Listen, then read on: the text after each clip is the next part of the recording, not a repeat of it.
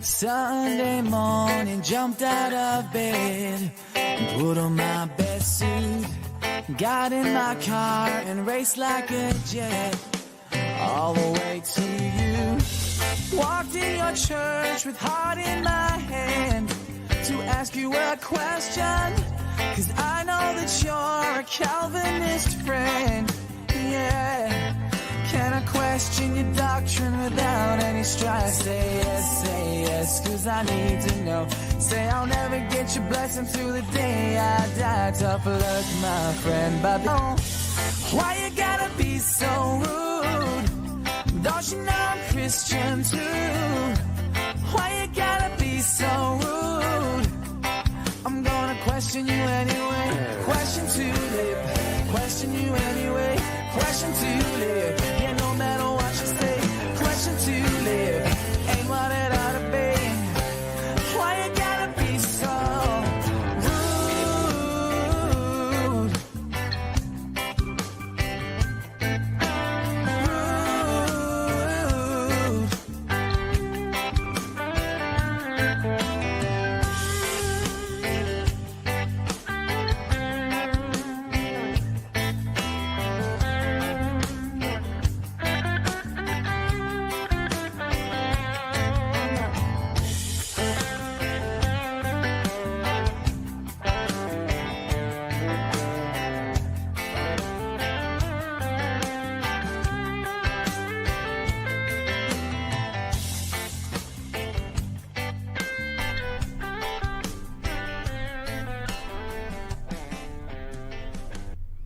Welcome to Sociology 101. You know, when we start with the Why You Gotta Be So Rude music, we're probably going to be answering one of our favorite apologists, Dr. James White, of course. Yesterday, he did a broadcast, again, confronting my broadcast, and so I'm going to respond. Unlike some people who just ignore James White, I actually like to have my interlocutor, my nemesis, if you will, and I say that in love, but at the same time, I think you're going to enjoy today's program because James White pretty much tells us all that determinism is a joke. You'll see what I mean. You can hear him for yourself, but he pretty much laughs what he believes out of the room. And that's what's interesting about this particular program is that when he's mocking me, he's actually mocking me for saying something that's true about his own system. And that's ironic, if nothing else. As we've said before, some things don't have to be refuted. Some arguments don't even have to be refuted. They just have to be clearly stated, because when you clearly state them, it becomes obvious to everyone in the room who is intuitively not dedicated to a particular worldview, at least, that it becomes obvious that the argument fails in and of itself. It's just laughable. It's ridiculous. It's absurd. And that's exactly what you ultimately have James White, whether he recognizes it or not. He ultimately admits that in this program by laughing at his own system. He laughs at determinism. And I think that's why you'll see why this is so funny as we listen to it. Let's play. This is from yesterday, by the way. This is brand new. He just responded to a clip that was recently put out with me and Mike Winger talking about open theism. So let's listen in. Let me know, sound-wise guys, on the side chat if this sounds okay. Everybody sent this to me, and I appreciate that. Well, and I say everybody. Okay, that was a little bit of an exaggeration. There's a little bit more there. A lot of people mentioned this to me, that there was a discussion between Leighton Flowers and Mike Winger about open theism. And you know what I've said more than once about Leighton Flowers and open theism and all sorts of stuff out there. I think if open theism had not been specifically added, and I could be wrong about this, but I'm pretty certain that it was the last revision of the Baptist Faith and Message in 2000 that included the specific assertion that precludes a faithful Southern Baptist from holding to the Baptist Faith and Message and believing in open theism. I think if it hadn't been for that Leighton Flowers would be an open theist today. Okay, so his assertion is Leighton Flowers would be an open theist if the Baptist Faith and Message in 2000 didn't insert in there that you can't be a Baptist and an open theist. That's his assertion. One, my particular denomination, Texas Baptist, does not require anyone to adhere to the 2000 Baptist Faith and Message. In fact, there was a divide within Texas over that issue with regard to the 63 versus the 2000, mostly based upon certain more dogmatic statements that the 2000 said with regard to women in ministry and those kinds of things, and certain Texas Baptists don't like being told what to do by state denominations and confessions. And we're not creedal. Baptists aren't creedal. Baptists don't like being told to sign stuff, especially Texas. We're ruggedly independent people, and we don't like being told by hierarchical people what to do. And I'm speaking more in general terms, obviously. Personally, I've read the 2000 Baptist Faith and Message and don't have a major issue with it. There's things that, like every confession that I've ever signed or have ever signed off on, I would reword or restate things to make them more clear or more compatible with the way I would believe. And I think that's true of every pastor or theologian who knows what they're talking about, because we know all confessions are made to be more ecumenical and to represent a wide body of people. And generally speaking, I don't have a problem with the 63 or the 2000 confession. And to assert this again, this is a to the man argument.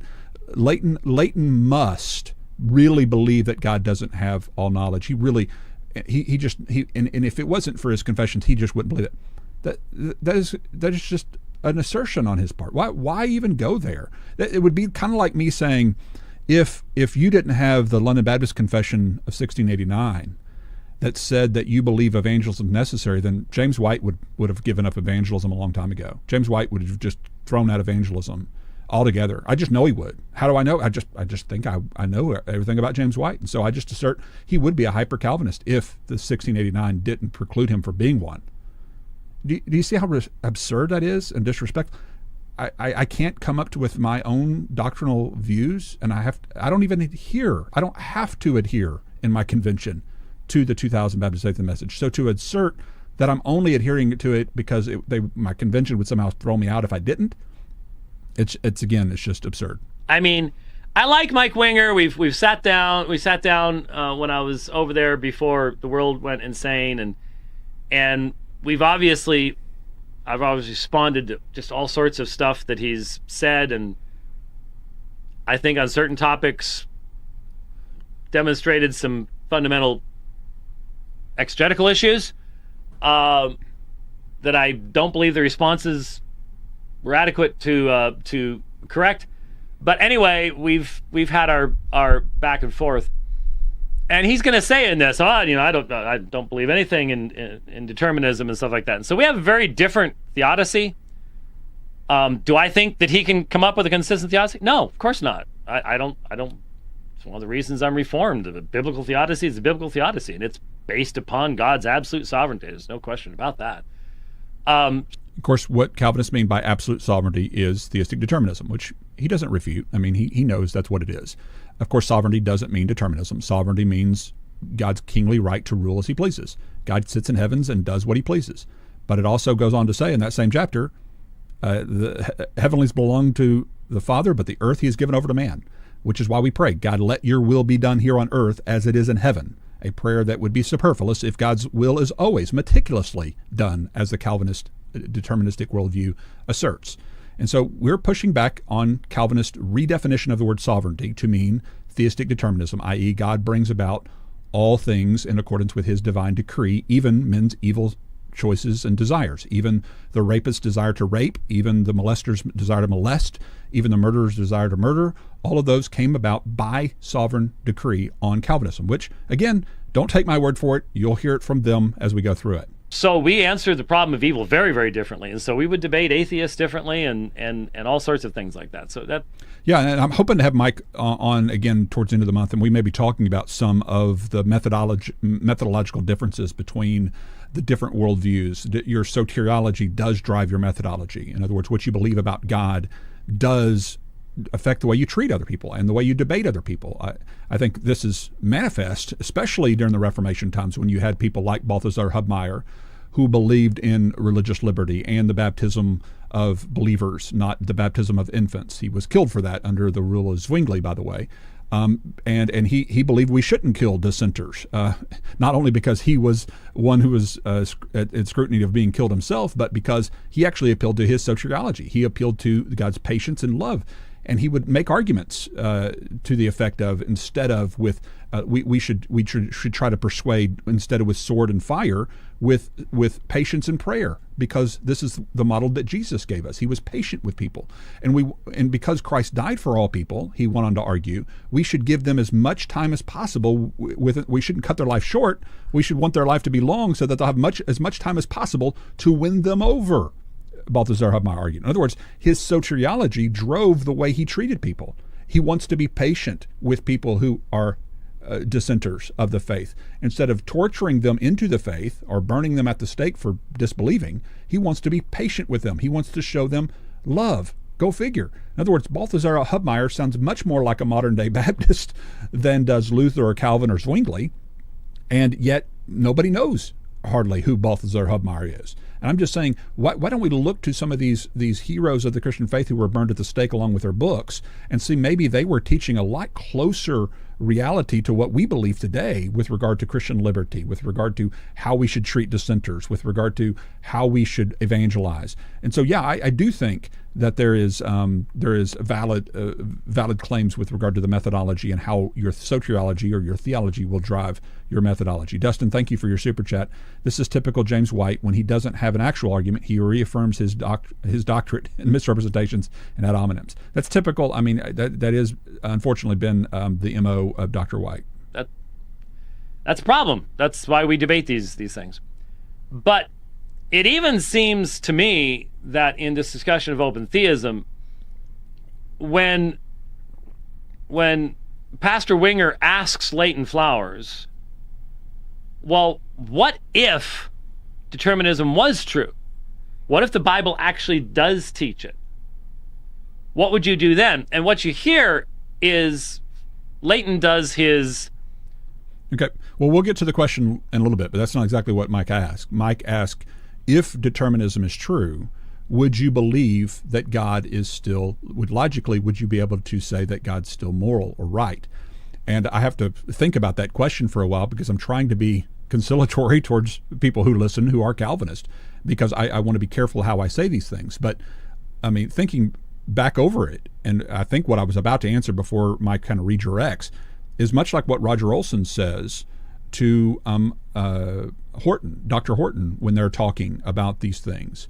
And he makes the comment, he says, now, I'm not accusing Michael Horton, a Calvinist, of believing that God is monstrous. He says, what I'm saying is that if I were to conclude Calvinism's claim about God are true, then I logically would have to believe that God is monstrous, which is the reason that I reject that concept. Does that make sense? So it's the most conciliatory way of saying it. Wesley said something very similar in another quote that I've read before. I don't have it here. I would show it to you, but it's basically the concept and idea of one of the reasons we reject Calvinism is not only the exegetical commentary, which we spend hours on here going through why we don't exegetically believe determinism is supported in the scriptures, but we also don't believe it is tenable. It's a livable, practical way of doing life. It's not palatable. In other words, you got to live like your choices matter. You got to live like your choices are free in order for your life to have meaning and purpose. And so it's not only tenable, it's illogical, and therefore we reject it for those reasons. And so Mike is asking me. He's kind of asking me to consider. Okay, if we find out determinism is true, would it be logically consistent for you to still claim that God is good? And that's where I was really pressed to kind of go, well, for all practical purposes, I would have to say, like Roger Olson said, that if I was going to be logically consistent, I would have to conclude that therefore God is evil.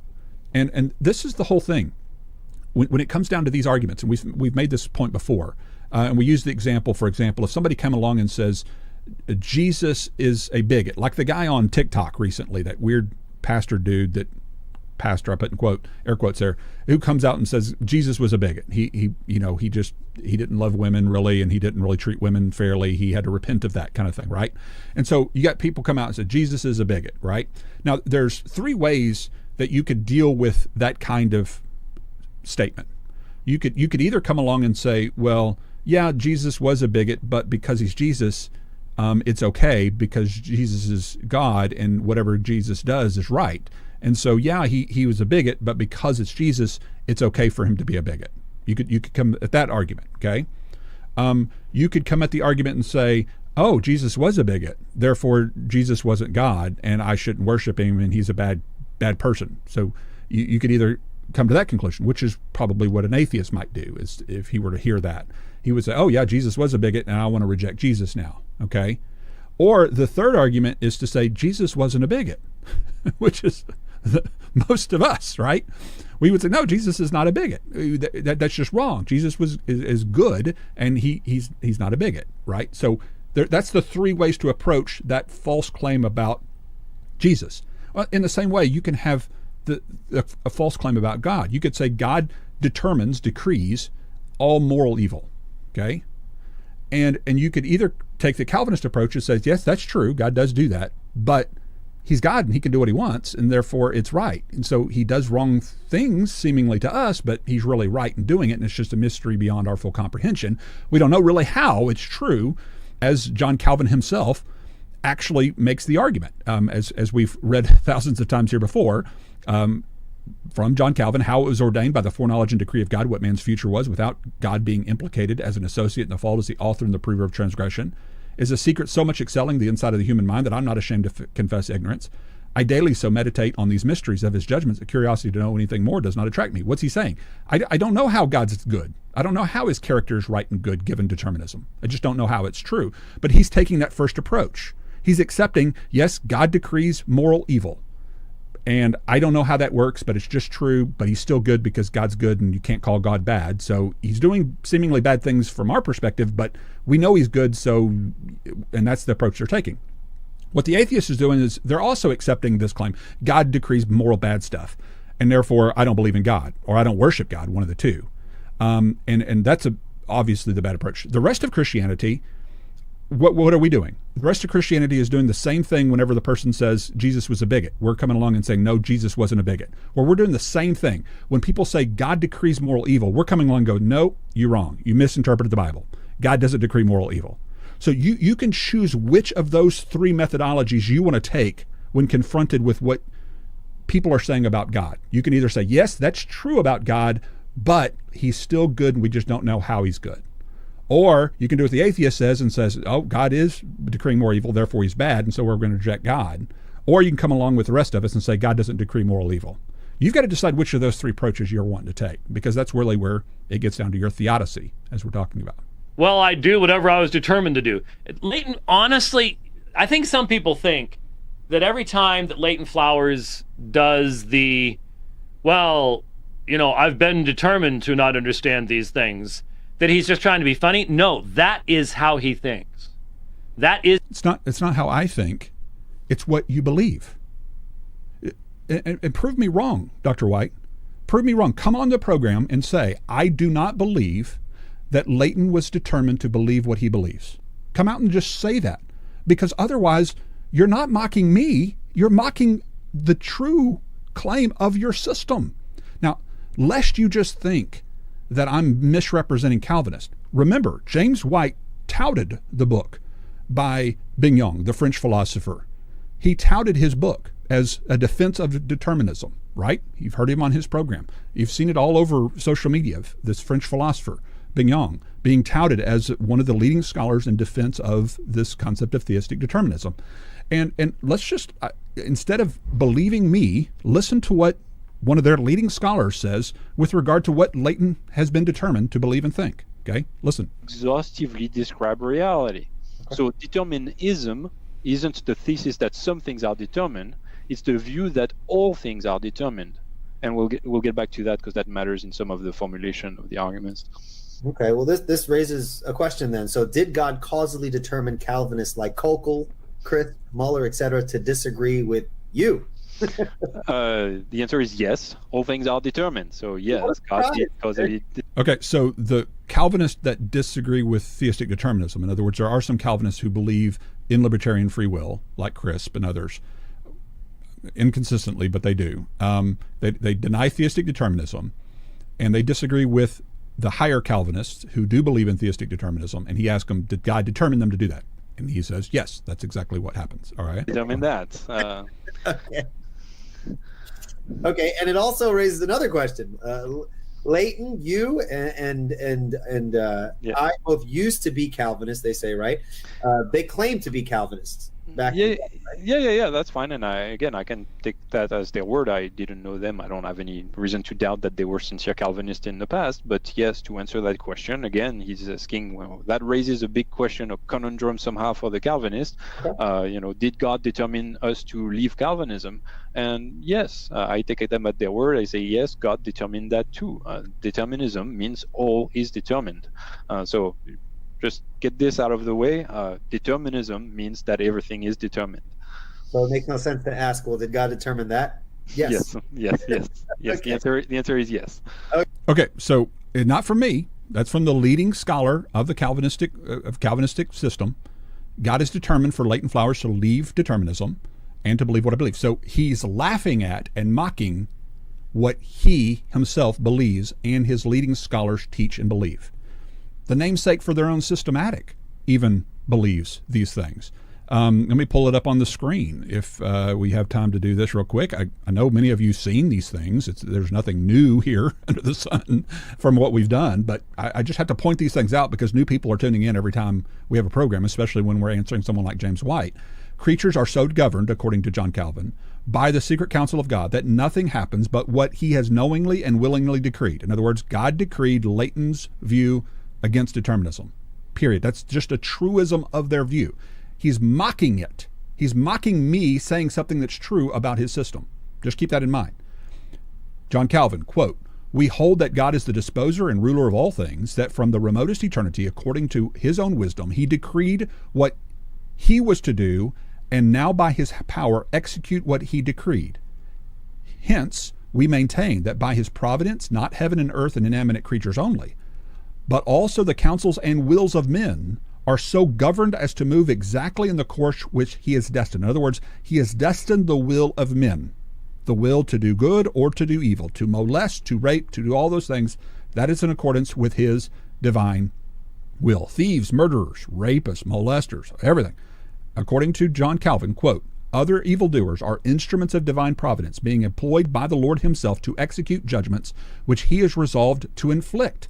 Now, again, maybe this is not the James White kind of Calvinism. Maybe James White has softened John Calvin's Calvinism, or Bignon, maybe he's overstating his case. Maybe God doesn't really decree and determine for molesters to molest or rapists to rape on James White's form of Calvinism. Well, let's see. When a child is raped, is God responsible, and did he decree that rape? If he didn't, then that rape is an element of meaningless evil that has no purpose. What I'm trying to point out by going to Scripture... So what is your answer there? Because I want to understand the answer to that question. I'm trying to go to Scripture to answer it. Yes, but what is the answer to the question that he just asked so that we can understand what the answer is? I mentioned to him, yes, because if not, then it's meaningless and purposeless, and though God knew it was going to happen, he created without a purpose. That means God brought the evil into existence. No, it was going to exist, but for no purpose, no redemption, nothing positive, nothing good. So he did decree it, and if he decreed it, then there's meaning to it. It has meaning, it has purpose. Got it. Suffering, all suffering has purpose. Everything in this world has purpose. There is no basis for despair. But if we believe that God created knowing all this was going to happen, but with no decree, he just created, and all this evil's out there and there's no purpose, then every rape, every situation like that is nothing but purposeless evil, and God is responsible for the creation of despair. And that is not what I believe. For years I've been trying to figure out why it is that in order for rape to exist, or unless God caused it to happen, there can't be any purpose in it. God can use evil, and he does. But to blame God, which is what a decree does, to blame God for the rape of a child is a horrible attack on the very character and the love of God. Okay, so you heard it for yourself. James White and Calvinism qua Calvinism, according to the namesake and the leading proponents, believe God determines all desires of evil, all moral evil, all heinous evil. That is the claim of their system, period. So when somebody asks me, Leighton, why did you determine this? And I say, if Calvinism is true, the reason I determine this is because God determined for me to, and you laugh at it and you mock it, then what are you mocking except the claim of your own system? You're ultimately calling determinism a joke. That's what you're doing. Whether you recognize you're doing it or not, you're mocking your own view. This is why I often say sometimes some arguments don't need to be refuted. They just need to be clearly stated, because intuitively we know they're funny. We know they're jokes. They're silly. They're untenable. That's the reason I keep stating them. I keep stating what you find to be so detestable and so weird and oh my goodness, that's so good. Why do I state it? Because it's the claim of your system, and it's revealing it how asinine it is. And whenever I state it and you laugh at it, instead of doing what Bing-Yang did, which is, well, yeah, that's true. Let's just move past that now, because, yeah, that's true. Why don't all Calvinists just respond the way Bing-Yang did and just say, yes, it's true. You rejected Calvinism and you started a podcast because God determined for you to. Okay? And then we can talk about why you think God might do that. And you can also talk about why you think I'm still blameworthy for my actions in doing this when God determined for me to do it. And we can talk about that. And I think that would be a reasonable discussion then, versus what I think we see James White doing here, mocking his own system. Fundamental response. I think most people sit back and go, oh, stop clowning around and actually. No, he's not clowning around. That's as far as he can go. Well, no, it's not as far as I can go. I also exegetically refute the verses that you use to support determinism, like Ephesians 1:11, that is a present active, God working out all things presently actively, versus him fixing something in eternity past and determining the destinies of men's desires, thoughts, actions, and beliefs. And I go through those exegetically. So I have much more than just my retort of, God determined for me to be an anti-determinist. I have much more than that. I have many more exegetical commentary on every single verse that you've ever brought up in defense of determinism. And so to say that that's all I have is obviously just demonstrably false. He has nothing more than that. And that's frightening. Because, I find it a childish response. But okay, so to restate what determinism believes is childish. Okay, so determinism is childish. That's what. How else am I supposed to take that? If I say a truism, if I state a true fact about your belief system, was Bing-Yang being childish because he stated the same thing I said it? Why is it childish? Why is it childish to restate to you what you believe is true? And when I'm asked the question, if determinism is true, then why did you decide to do this? And I state, well, because God determined for me to. How is that humorous and childish if it's true on your system? It's just a truism. For him, it is the best response you can come up with as well. I was predetermined not to be a Calvinist. That's why I'm not a Calvinist. And so the whole idea being his fundamental presuppositions are two. Man must be sovereign. God cannot be sovereign. So man must be sovereign? Remember, sovereign for the Calvinist means deterministic. So is he trying to say that I believe that man must determine everything? What does that even mean? Of course God's sovereign. Free will's not a superpower. Just because God gives us a range of possible choices that we're able to make in our finite reality doesn't make God less sovereign. Makes him more sovereign, because he doesn't have to play both sides of the chessboard in order to ensure his victory. He can actually beat real opponents in chess because he's better at them at chess. He doesn't have to control both sides of the board in order to ensure a victory. That's a very low view of sovereignty. Our view of sovereignty is much higher than the deterministic view of sovereignty. Man must possess what God does not have. Just sit back and listen to the man speak. And something you won't do. Sit back and listen to me speak. have a conversation with me. Come on to my program, which I've invited you to do, standing invitation, or I'll come on to yours if you feel more comfortable that way. Sit back and listen, actually listen to what I say, instead of putting arguments in my mouth like he would be an open theist if the Baptist Faith and Message would allow it, or he actually believes man is sovereign, not God. Do I ever say anything like that? Of course not. So instead of actually listening to what I say, what does he do? He puts words in my mouth, and then he attacks the straw man that he just created. This is where he's coming from. This is his fundamental assertion, is that you have to have libertarian freedom on man's part. But God cannot have libertarian freedom. He's given it up voluntarily, but he cannot have libertarian freedom in... God can't have libertarian freedom? Is that what I'm saying? Of course. I've heard Calvinists argue that God doesn't have libertarian freedom, but I'm certainly not arguing that God doesn't have libertarian freedom. I believe that God, like A.W. Tozer argues, God decreed not which choice man would make, but that man would have a free choice, and that a God less than sovereign wouldn't be willing to grant his creatures that amount of freedom. He wouldn't be able to handle it. In creating a world that glorifies him in the way that he chooses to be glorified. He cannot work all things after the counsel of his will. That has to be limited.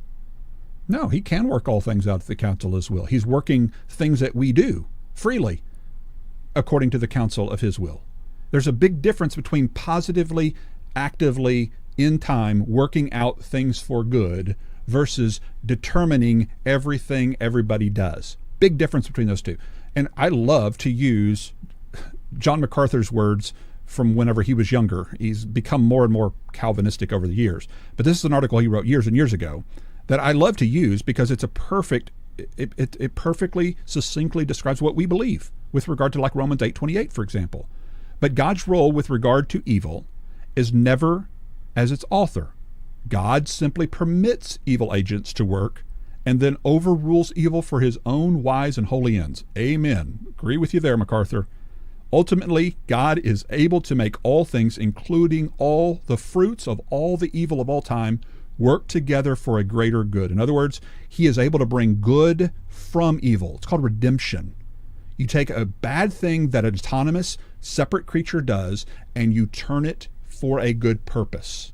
I don't have to cause the molester to molest through a divine decree in order to accomplish my purpose. God's big enough to accomplish his purpose despite, and sometimes when he chooses to, through the evil purposes of creatures. That is a correct theodicy. That is a biblical theodicy, and it doesn't undermine the holiness and the goodness and the character of God, which is what we're striving to do with our particular worldview, obviously. That has to be a very narrow spectrum of things. And so it's presuppositional to everything else. And so that whole, well, I was predetermined not to believe in Calvinism, that's just simply a really bad, non-reflective, non-communicative way of saying, I reject the idea that God can be sovereign and yet anything man does have meaning. Okay. Well, in some way, he's right in that me stating a truth about your view, in other words, me restating determinism, i.e. God determined for what I believe is true, he's saying that ultimately equals me saying that determinism undermines human responsibility. And that's true. That's what that statement is trying to reveal, how absurd it is, how asinine it is to hold people accountable for something that God determines. And that's why I point these things out. You're mocking your own system. You're not mocking Leighton's belief. You're mocking your own beliefs. When I say things like that, I am actually stating something that is factually true about your doctrinal worldview. By the way, Dr. Garza, thank you for your super chat. Al Garza, he's asking a question about an update on the possible debate between Dr. Wilson and Dr. White. I have no idea. I told those two I didn't want to get between them, and so I gave each of them the email addresses, and last I heard they were talking about it back in the day. I have no idea if that's been dropped. I don't know what's come of it. I would love to see it too, but I have nothing to do with it, just to let you know about that. So my assertion is that man's meaningfulness can only be found in the denial of God's freedom to act as he chooses. So and that's assuming that God can't freely choose to allow for creatures to have freedom and to make real choices that he himself doesn't determine. And that's what we're pushing back on. You can't assume that God can't do that. We've talked about it many, many times before, the conflation of the eternal and temporal, the flattening out of all things, ignoring that. That's why when you listen to that debate that he did on Unbelievable to Genesis 50, he just face plants. He has to. All of the texts in the Bible that present this full-orbed idea. Full-orbed, and flattening out. This is his code language for mystery. He can't say mystery. He can't do what we heard John Calvin do in the quote I just presented, where he says, I've meditated on these things, I confess ignorance. He can't just come out and say, I confess ignorance, it's a mystery, I don't know how it works, like John Calvin does. He can't do that because he's mocked too many people over the years for appealing to mystery. So he can't do that. So what he has to do is use different code word language. And that is, you're flattening it out, i.e., you're stating our system plain and simple. Remember, the first time he ever accused me of flattening it out was when I actually superimposed his own scholar into my article and put his own scholar into my article, and he accused his own scholar of flattening it out. And all his scholar was doing exactly what Bing-Yang did. He's coming out and explaining determinism. God determines, decrees all things that come to pass. But that's just flattening it out. To actually state determinism plainly, that's just flattening out. What he means by orbed, multi-orbed, is you're willing to accept the seeming contradiction of God determining everything and man still being responsible. And if you just accept those two seemingly contradictions, that God is doing it, but you're still ultimately blamed for doing it, then if you're not willing to accept that, then you just don't have a multi-orbed, i.e. you're not willing to accept this apparent contradiction. You're not willing to accept this irrational claim with regard to who God is and what he believes. He can't deal with them. That's been shown over and over and over again. Us in the middle, I don't know that we should be very more hard on one of them than the other. I think both of them we need to stand firmly against and say, this is why we don't agree with what your conclusions are. So here's see what I'm saying? The other. Okay, so apparently he has his earpiece in, and whenever Rich starts to play it, it blows out his eardrum. And so that's the reaction you're seeing from James White, is that I blew out his eardrum. But because of that, apparently he missed my sentence there, because what did I just say in that sentence? I just said I am treating both. The whole point of this little section here is saying I am treating people I disagree with, whether they're open theists or they're determinists. I treat both of them as brothers, because ultimately I believe they're making a similar philosophical error. And again, there are many different kinds of Calvinists, and there are many different types of open theists. Okay, and I know that this is an oversimplification of that, because I know that there's, like we already acknowledged, there's Crisp, for example, who is Calvinistic in his soteriology, but doesn't affirm determinism, and he actually affirms libertarian free will.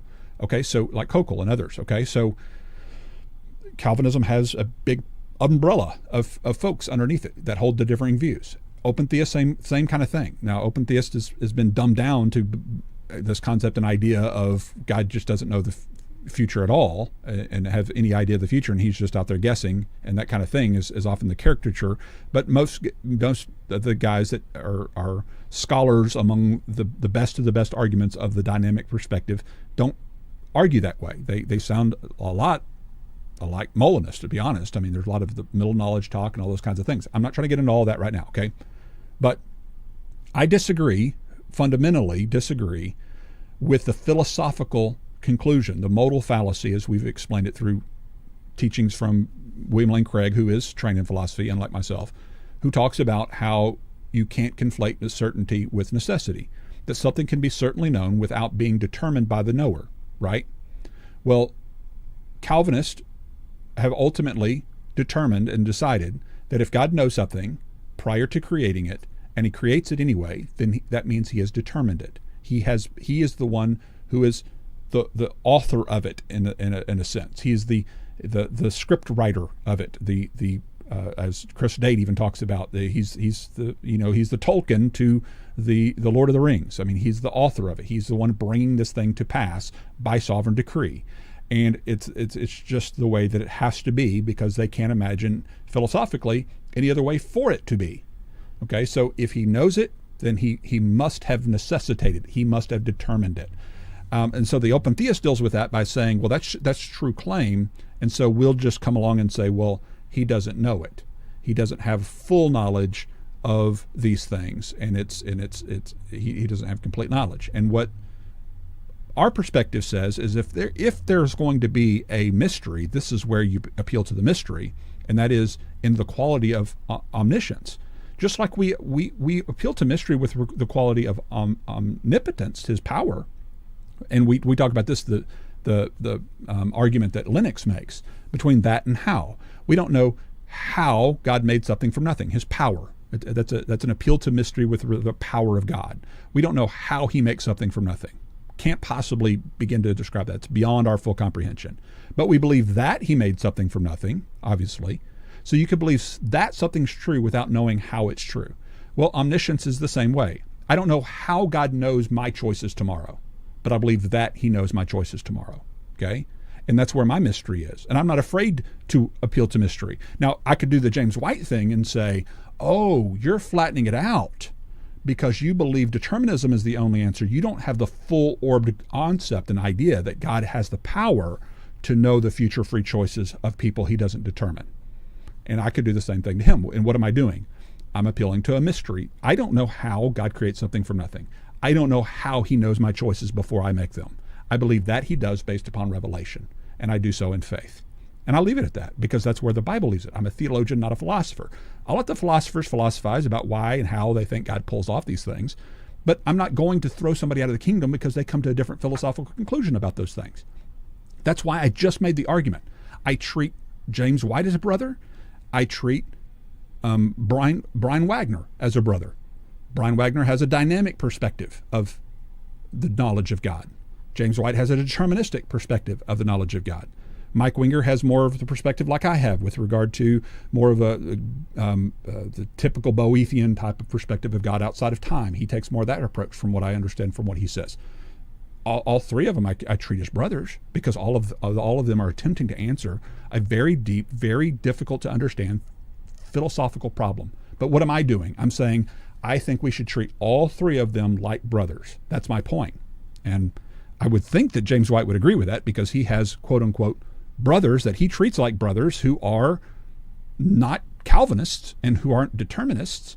I don't know for sure if he would deem all open theists as believers or not. I don't know where he stands on that.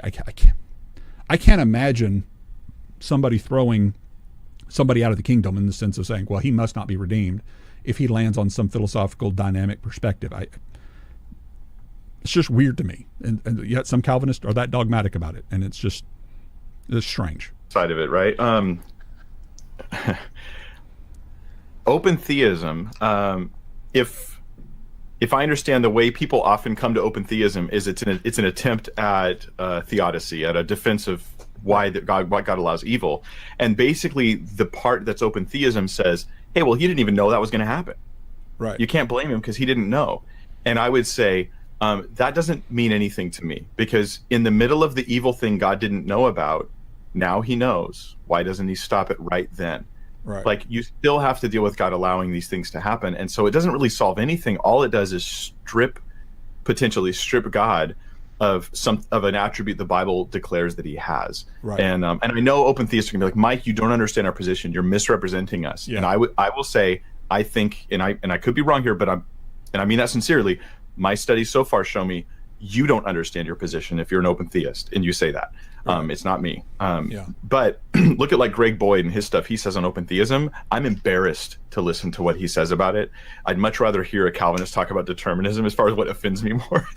Really? I'm embarrassed. He demonizes the Old Testament and demonizes a lot of the stuff that's in, and I'm going like, my goodness, are you an atheist? Like what? This is what I hear from the atheists I deal with online. Now it's coming out of a Christian pastor. Now remember, and just real quick, Boyd's view of the Old Testament is, I think, distinct from his concepts of open theism and the knowledge of God. So that's where I might just push back on Mike a little bit now, is to say you can't equate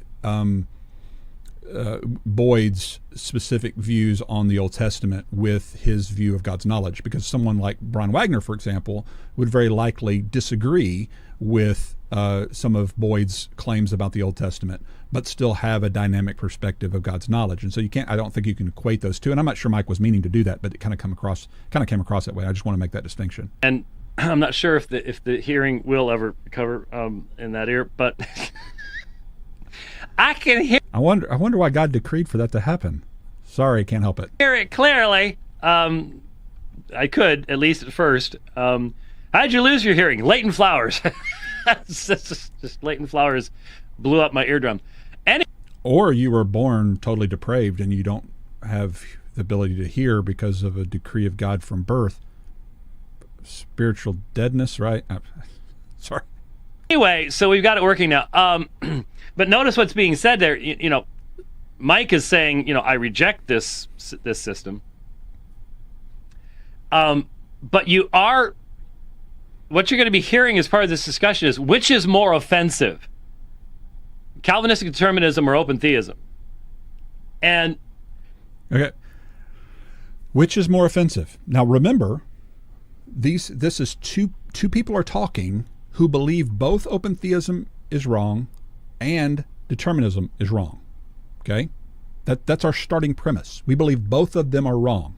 Okay, so just step into our worldview for just a second and ask yourself this objectively. Ask yourself the question: if both open theism is wrong and determinism is wrong, let's just assume that for the sake of this argument. Okay, which is exactly what Mike Winger is going to have me do in a second, is pretend like determinism is correct and now answer a question with that in mind. Now, I'm asking you to do the same thing, James White and Calvinists that are watching. Step into our worldview for a second. Okay? Assume open theism is wrong and assume determinism is wrong. Okay? You there? Can we objectively do this? Okay? It's the mark of an educated mind to entertain a thought without accepting it. So just be educated with me for just a second. Work with me. Okay? Put down your axe just for a moment. Work with me, brothers. Okay? Let's assume both of them are incorrect. I know you believe determinism is correct, okay? But let's pretend that it's not. Got it? We're all together now. I'm sounding patronizing. Okay, I'm sorry. I don't know how to be more simple about this. Okay. If both of them are false, which one of them is worse objectively? Subjective, I know it sounds subjective, but I think objectively, which is worse? Saying God lacks an ability that we think he has, or saying that God lacks character that we think he has? Which is worse, undermining his character or his ability? I'm just objectively trying to consider, if somebody goes around and says Leighton, his IQ is under 100, he's not that bright, he's not that smart, his abilities lack intelligence, he lacks intelligence, versus if they're going around and say Leighton lacks character, he hates his kids, he doesn't take care of his wife, he's stealing money, he's doing this, he's doing that, he's lack character. Which one of those two things is going to offend me the most? Okay, Leighton Flowers can't run very fast. Leighton Flowers can't bench press very much. Versus Leighton Flowers hates his children and his wife. Which one of those two things is going to offend me more? Objectively, just ask yourself that question. Well, obviously, it's much more grievous to demean somebody's character than it is to demean their abilities. Now, I think both of them are demeaning, especially if you're lying about my ability to bench press or run faster or any of those other things, or my intelligence level. My IQ might be 130 and you're saying it's 90. And that may be false, but I'm going to be more offended, just me personally speaking. I'm going to be more offended about you demeaning my character than my abilities. That's just objective, okay? So if you're being objective Calvinist and you step away and you go, okay, what if I'm wrong here?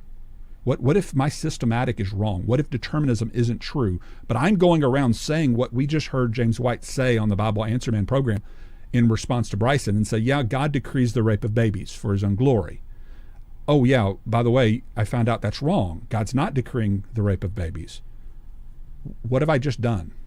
I've just called good evil and evil good, the very thing the Bible says not to do. That's deplorable. Okay? I have blamed God for something he didn't do. Okay? Again, you're assuming, and I know you have your defenses for why you believe those things. I understand why you have deterministic logic and philosophical, conclusions from exegesis of text that I think you've exegeted wrongly and you think you've correctly done so, okay? But I'm asking you to be objective for just a minute and just back out of it and say, what if I have misexegeted those texts? What if I've misinterpreted those passages and I have blamed God for something that isn't true? Okay? What kind of grievous error have I made in comparison to what the open theist has made? That's the point I'm getting at.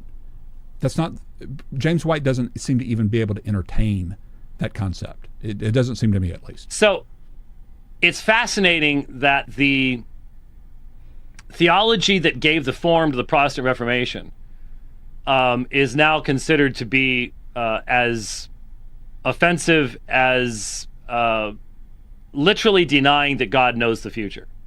So that's an appeal to authority, okay, because these people that we highly esteem held to certain positions. Therefore, for him to even entertain the concept and idea that they might be wrong, we just can't do that. And that's part of the bias, is that I'm not even willing to entertain what if I'm wrong here? What could be the grievous thing that I am doing if I am wrong? What could be the grievous thing that John Calvin and the other reformers that you speak of were doing if they were wrong? Instead of entertaining that, he just dismisses it on the basis of popularity, on the basis of authority, because these great men that we all hold in esteem held to it. And here, how dare he come along and even compare it to this newfound thing instead of dealing with the actual point that we were talking about? You make a good point. He seems to be trying to justify God by using his open theism to justify why these things happen theodicy-wise, but it really doesn't help his case any for the reasons you already mentioned. And I agree with you. I think that there are mistakes that systematic is making, and the thing is, I guess I don't find them any more grievous than the mistakes that our deterministic brothers are making. I find them both equally as grievous. Okay, catch that? So, for Leighton Flowers, the Westminster Confession of Faith, the Princeton scholars, Hodge, Warfield, appeal to authority, Charles Spurgeon, Calvin, Luther. Luther had a strong doctrine in this area. They are all just as offensive as open theism, which denies to God the capacity of knowing what free creatures will. Truth is, I probably understated it. I mean, even in that clip, I was probably understating. I mean, if I'm being honest, if I'm honestly looking at both of those side by side and saying both of these are wrong, I would have to conclude that determinism is more grievous than open theism. I didn't state that clearly enough, I don't think.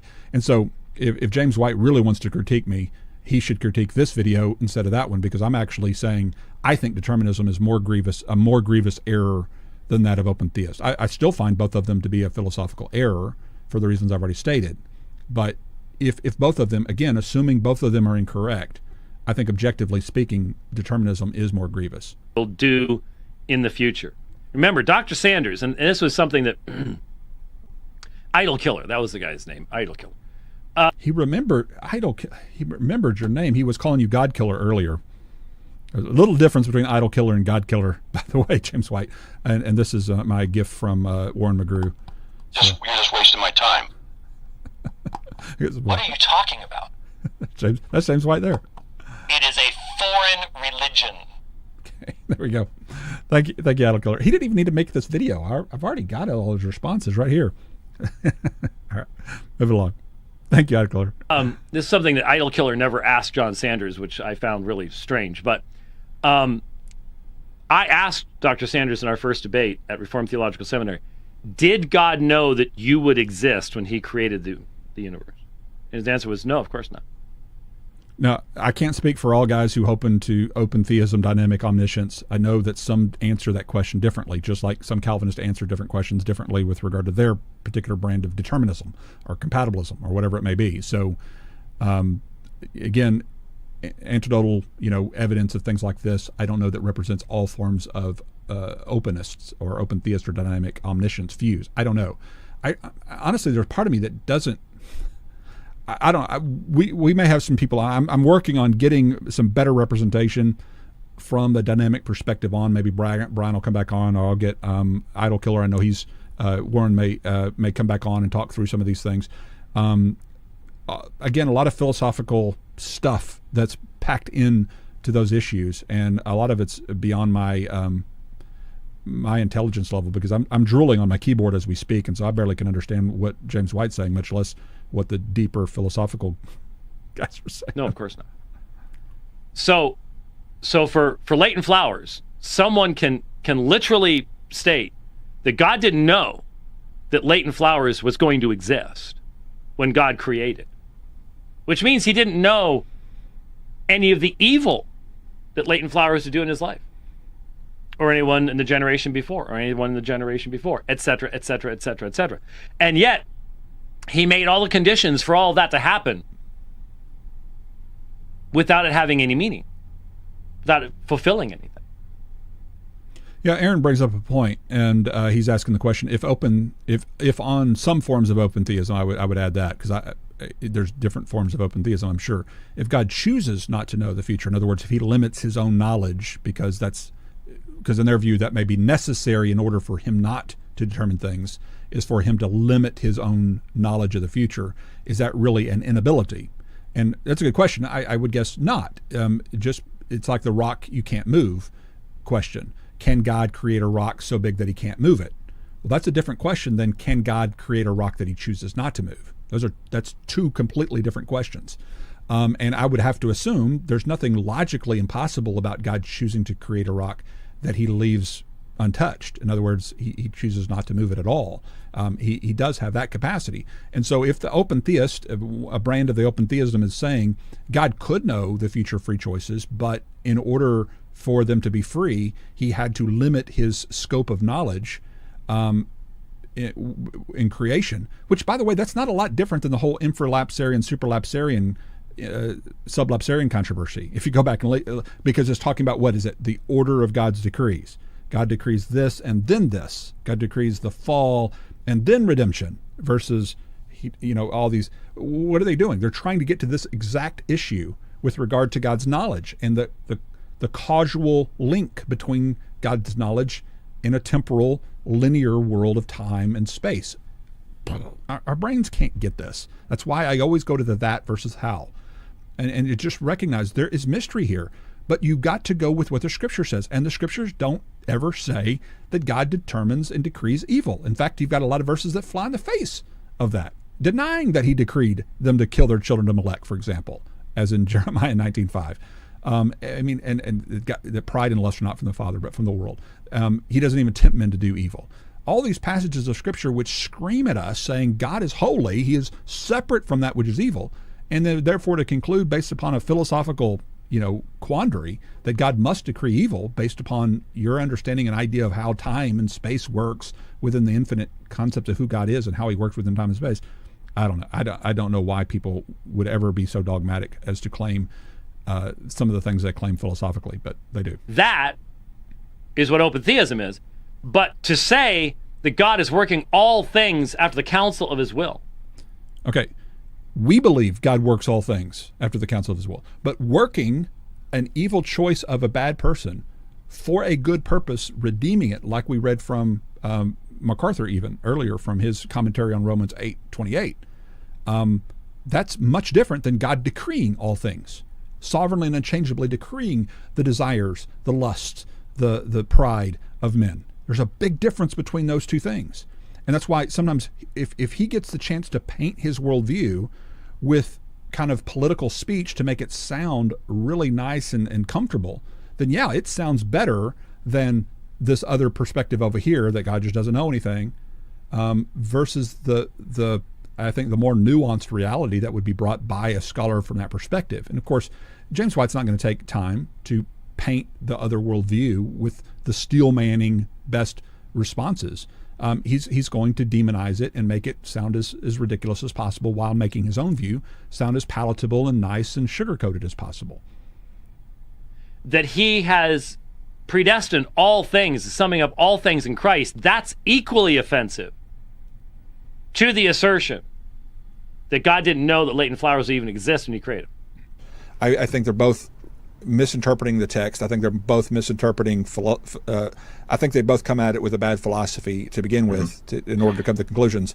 But because one of them's newer or just now being more popularized doesn't make it more likely to damn you to hell. You know what I'm saying? If that makes sense. They're both of them are making mistakes that I think. And I get what you're getting at, because you're like, you see Calvinism as at its core really compromising God's very character. And now notice my point there, that what I'm saying again is the whole point of this discussion is combating Calvinists who are trying to throw open theists out of the kingdom by saying that if you're an open theist, then you must not be really a Christian. You must not really be a believer. You must not be a brother. That's what we were confronting here. That's what we were talking about. James White doesn't even really address that point, it seems. He seems to only be concerned with the fact that I'm offended I disagree with both of them, and I believe that I can still treat them both as brothers. And he wants to focus upon the fact that I find both views reprehensible, in the fact that I don't agree with either view. But I would even come out even stronger than I did in this first video to say I actually believe that determinism, the claims of the deterministic system, if it is wrong, is objectively more grievous than the mistake that our open theist friends would be making. Here's my question for you, right? Okay. If Calvinism's wrong, then it may very well at its core compromise God's very character because of the deterministic system. But let's just hypothetically say if Calvinism was true, if total determinism was true, would you conclude that there was something wrong in the character of God? If God determined me to, yeah. No, now I hate when I do that. Now, is that true on Calvinism? Is that true? Yes, that's true. In other words, how do I come to a decision? If determinism, unilateral determinism is true, how do I come to my decision with regard to what I believe about the character of God? Because an atheist very likely believes that the God of the Bible is a deterministic God, and therefore he, based on that, rejects God. And why? Because God determined him to, if determinism is true. That's just a fact of the matter. So when you laugh at that, you're laughing at your own worldview if you're a determinist. Okay. So if determinism is true, let's just pretend determinism is true. Yeah, which I am 100% on board with you. It's not true. Yeah, it's not accurate. I don't again, believe my brain is trying. Okay, so I actually skipped over a little bit here that I wanted to get him. I wanted to get him commenting on this, and I missed it on. You know what I mean? Like, see what I mean? That's not an answer, and Mike Winger knows that's not an answer. But I think that's about the only answer that Leighton has, because he doesn't give anything better as he goes along. Well, that's true, though. I mean, if you think if determinism is true, then I'm only going to do what God determined me to do.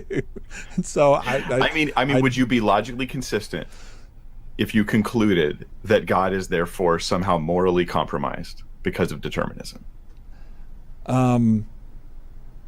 Okay. So if determinism is true, let's just pretend determinism is true. Yeah, which I am 100% on board with you. It's not true. Yeah, it's not accurate. I don't again, believe my brain is trying to work around this, because obviously if determinism is true, I'm only going to determine what God has determined for me to determine. But see, that's all he's got. Okay, it's the claim of your system. I'm just stating the claim of your system, because he's asking me why would I do this. Well, the ultimate reason why I would determine my choice would be on determinism is because God determined it. That's just a fact of the matter. Now what he's trying to get me to answer is, could I logically conclude that while determinism is true, God is still morally good? That's what he's trying to get me to conclude, which I already reflected on earlier with regard to Roger Olson's perspective, that if I came to the conclusion that the Calvinism's version of determinism is true, I would have to conclude, as Roger Olson said, that God is monstrous, that God is immoral under that view. Logically, I would have to come to that conclusion, because that's the logic of it. Now, I could deny logic. In other words, I could say, well, it doesn't matter what my logic says.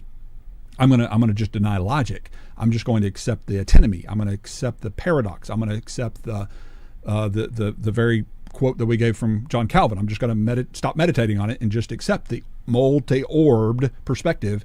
God determines pride, lust, and molestations, but God is good, and just accept it. The three quandaries of Jesus is a bigot, but because Jesus is a bigot, it's Jesus, and Jesus is the one who defines what's good and bad, and so you can't call him bad. So yeah, he's a bigot, but he's still good, and we just don't understand how he can be a good bigot. But he's a married bachelor, or whatever it is. It's just this logical contradiction. Instead of just going, no, Jesus isn't a bigot, okay? God determines evil, but he's good. God decrees evil, all moral evil, but he's still good. And we just accept it, and if you don't accept it, then you don't accept our moral order. And instead of just going in and go, no, God doesn't decree moral evil. You've got that wrong. And that's what we're trying to push back on. That's why we're having this discussion. That is honestly, a lot of people think it's just a joke, because it is a joke. But no, that is... Determinism is a joke. Correct. Mark it down, ladies and gentlemen. Mark the time and the date. He just called determinism a joke. Just so you know. Where he is. But the question's not what would you think if determinism was happening to you right now. No, instead, it's asking, a thought experiment, right? Right. You're asking instead, would it therefore make God's character, would it impugn God's character if determinism is true? Are you okay with the conclusion that God is morally wrong? That's where I go. I cannot go there. Yeah, well, I wouldn't. I mean, if I said the same thing about open theism, I would say the same thing. I mean, if open theism is true, I'd have to come to the conclusion that if it's true, it's true, and God's not morally evil. I mean, if you come to the Scripture with any presupposition, you come with a presupposition that God's good, that He's always just and He's always right, and therefore, if determinism is correct and God is always just and By the way, can I just point something out to you? God determines what is just and right. God's revelation determines that. If you as a human being create a standard of goodness and rightness and then demand God to live up to it, who are you making yourself to be? So the presupposition that Leighton has is that we can come up with these things on our own. So why did Abraham tie Isaac to the altar? I mean, there's so many places where that, again, man-centeredness, and I will not apologize for continuing to point out when he announces it over and over and over again, the man-centeredness of this provisionism. But yeah, we agree. It's centered on the man Jesus Christ because it's the Christocentric soteriology. In other words, God reveals himself through the person of Jesus Christ by not controlling his enemies, but dying for his enemies.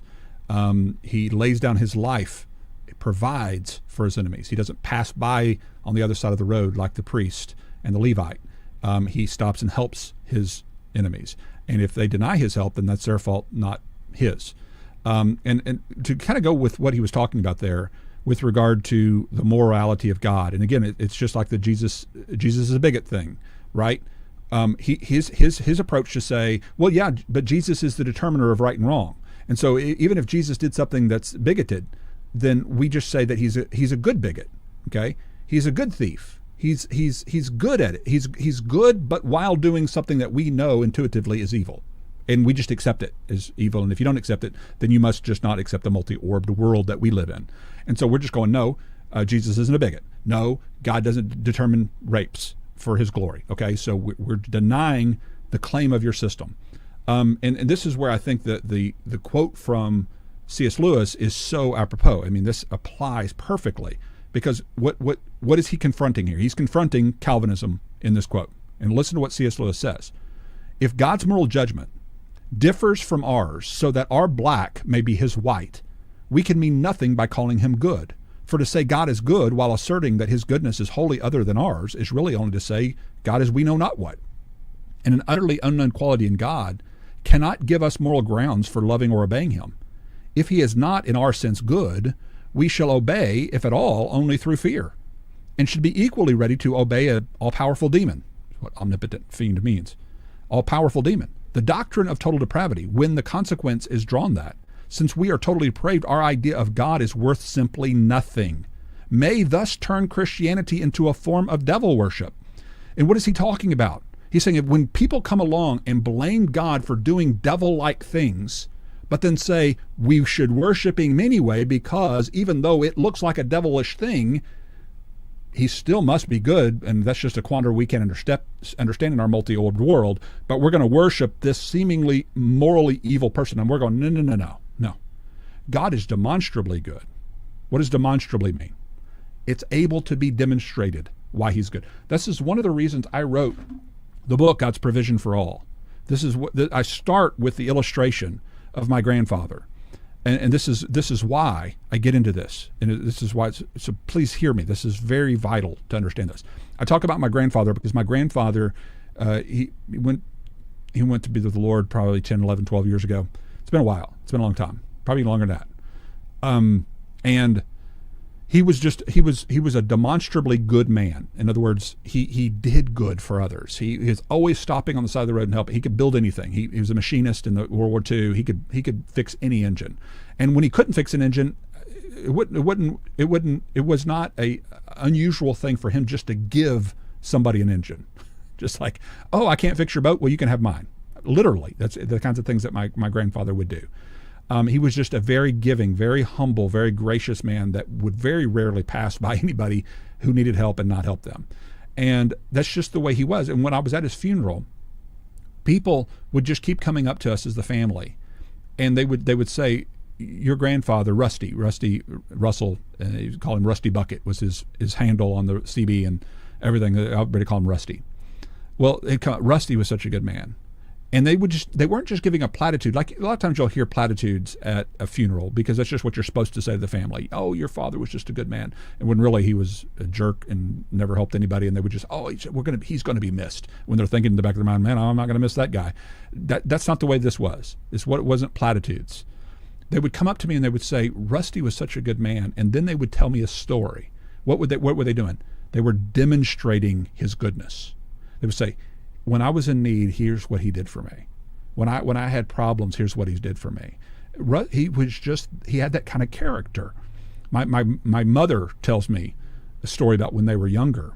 They had gone on vacation, and their house burned down. Electrical wiring or something happened, and their house just burnt. Everything in their house lost completely to the ground. And the neighborhood and the people in the city, in the town where my grandfather was known at the time, heard about Rusty Bucket. I get emotional thinking about my grandpa. He meant a lot to me. And people, they had insurance to cover their house being rebuilt, but they didn't have insurance to cover the possessions. So that they literally got a new house, but nothing to put in it. No dishes. My mom didn't have any dolls. No beds to sleep on. They had nothing. And literally, just as a blue-collar worker, he just didn't have money. And so they had this empty house that the insurance paid for without anything in it. And the neighborhood began to hear about this. And they just began to return the things that he'd given away. Gosh, why do I get so emotional? I don't know. Be a man, Leighton. Yeah, swallow your emotions, right? They just began to return the things that he'd given to them, and oftentimes bringing a little extra to help fill their house up. And he lived by the principle, everything not given is lost, because that was true, especially that story. Everything he hadn't given out of his house literally was lost in the fire. It's true of our souls, by the way. Everything you don't give is lost, including your very life. And my grandfather lived his life with that. He gave, and he gave. And helping others in need, he demonstrably, you can demonstrate his goodness. How? By showing what he did for others. Okay? So if I give a defense, an apologetic for the goodness of my grandfather, how am I going to do that?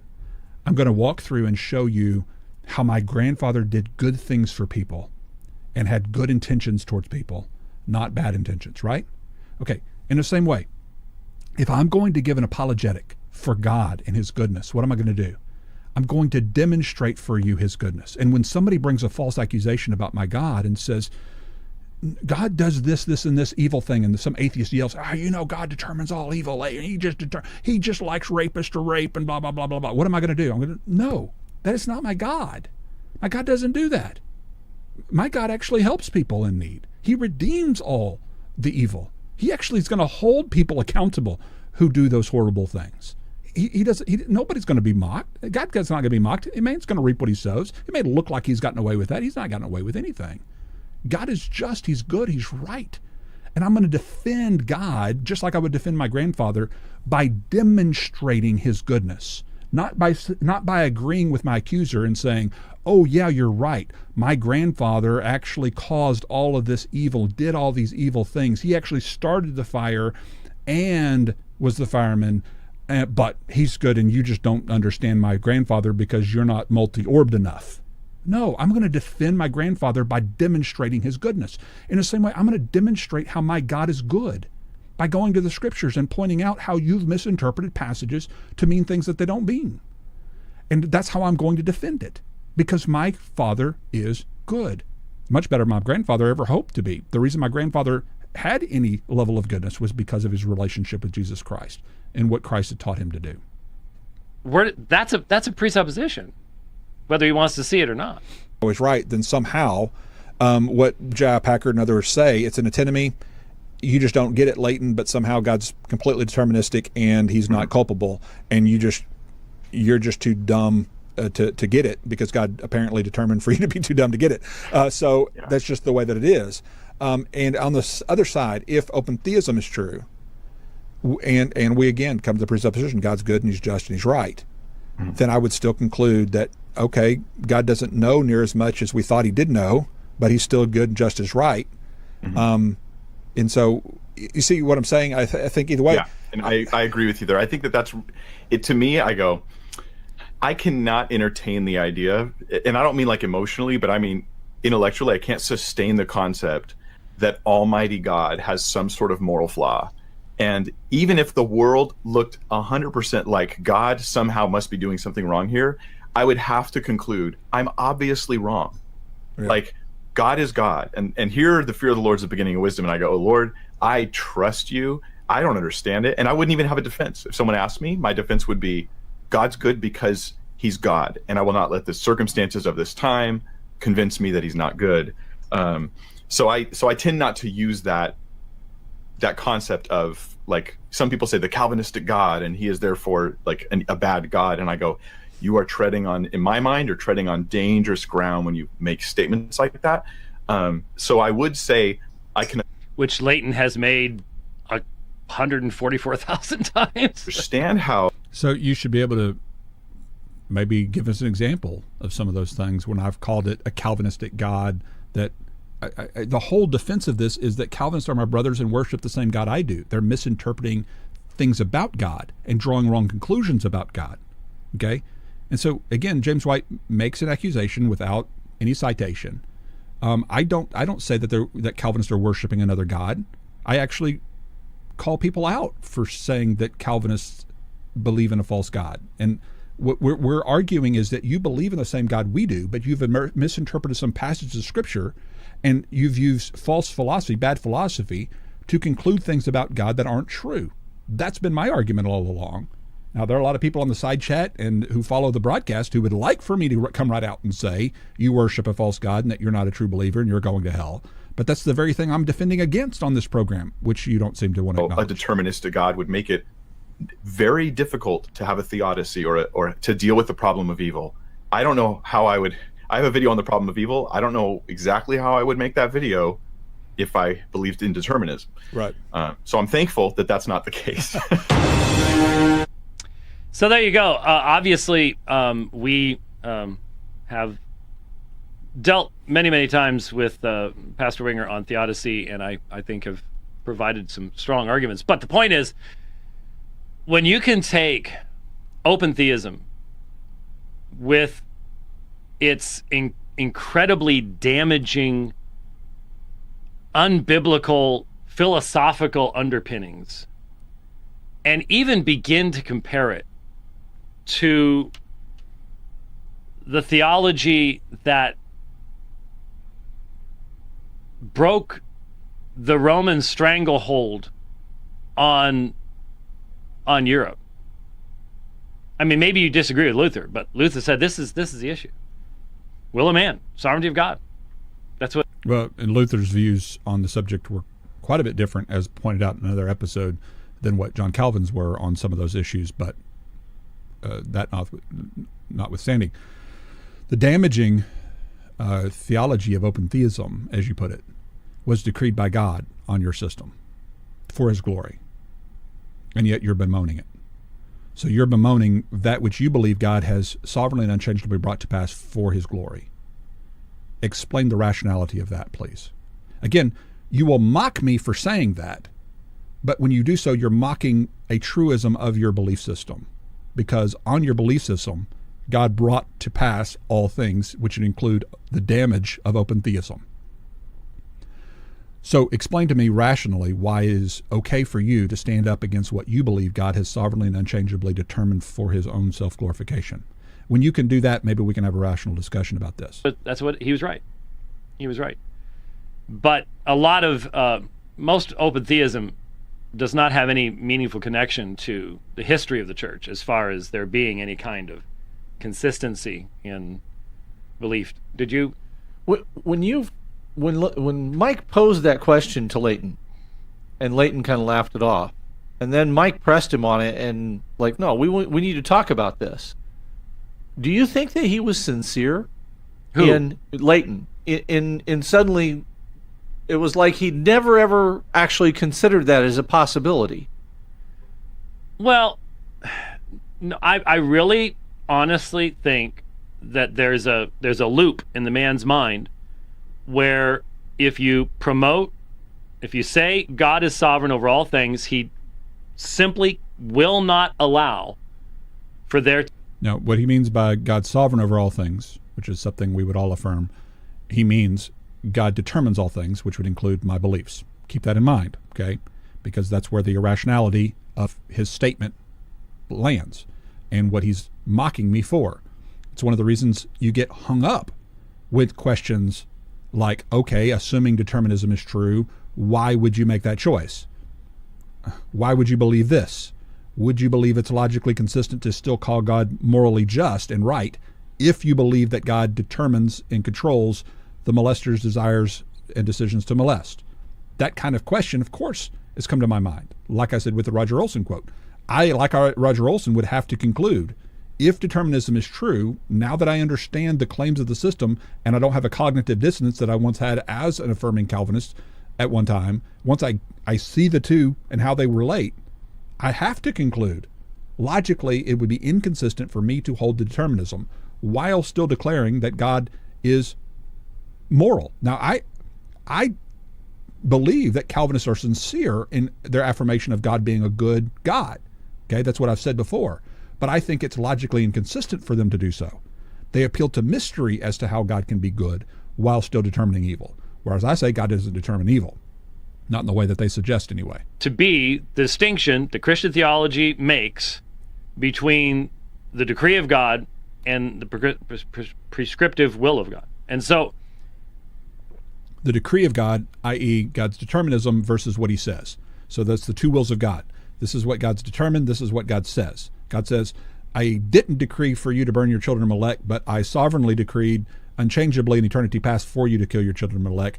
And if you don't accept both of those statements as true, though contradictory, by any objective person's reality, if you don't accept both of those things to be true, then you just don't accept the multi-orbed mystery, air quotes, of our worldview. And he's right about that. I don't think it's rational to call a man a married bachelor. To call them a married bachelor is to be contradictory. It's calling a square a circle, and saying it's a square circle. It is a square circle, and it's both a square and a circle. It's both a married and a bachelor. And if you don't accept that, you just don't accept the multi-orbed reality of what our world is actually entails. And that's your own shortcoming, Leighton. But of course, that shortcoming itself was determined by God on my system, and yet I'm rational in affirming it and mock you for stating it. He can't do Genesis 50. He can't do Isaiah 10. He can't do Acts 4. He can't, or you just don't accept all those interpretations that I bring with regard to how God can know and use the free actions of the king of Assyria, the free actions of Joseph's brothers, the free actions of Pharaoh, and thus strengthening him his resolve so as to bring about his purposes. Yet we have interpretations for all those. To pretend like we don't is just to strawman us, obviously. So we can. You just reject our particular interpretations of those passages. He can't see the full orb. He's always smashed it down into that one layer, and i.e., you've rejected the seeming contradiction of God determining evil but not being evil himself. You've rejected that logic. That's what he means by flattening it out. Just another appeal to mystery. So that response that he gives each and every time really is what his brain is doing. And he literally is saying, yeah, well, I can only do what I'm determined to do. So I don't think it was a matter of, no, I've never ever thought about this before. I think he was saying, well, I normally get to say what I just said and don't get pushed farther, so now I got to come up with some way of expressing it in light of what this guy's asking. And it really didn't make much sense in what he was saying. No, it didn't. The look on his face, though, when he was being pressed on it, spoke volumes to me, because it's like he got the record, the needle stuck. Yeah. And it just kept going back and back over and over, and he couldn't get past that scratch. Yeah. On the record. Yeah. I wonder why God determined for my record to be scratched. Huh. Yeah, that's a joke. And it's also true on your system, which means your system is a joke. So instead of talking about determinism, why don't we go share Christ and show love? God bless you guys for tuning in. Thank you for those who support the Super Chats. If I missed a Super Chat, I apologize. Sometimes I don't see them as they scroll past so quickly. But I do appreciate those who support Soteriology 101. If you'd like to support us, you can click on the link in the show notes and become a one-time donor or become a monthly patron. You can also click on Trinity Seminary and learn more about how to get a higher theological education. We'd love to have you as a part of Trinity Seminary if you're looking to get a higher theological education. Thanks for tuning in. Now go share Christ and show love.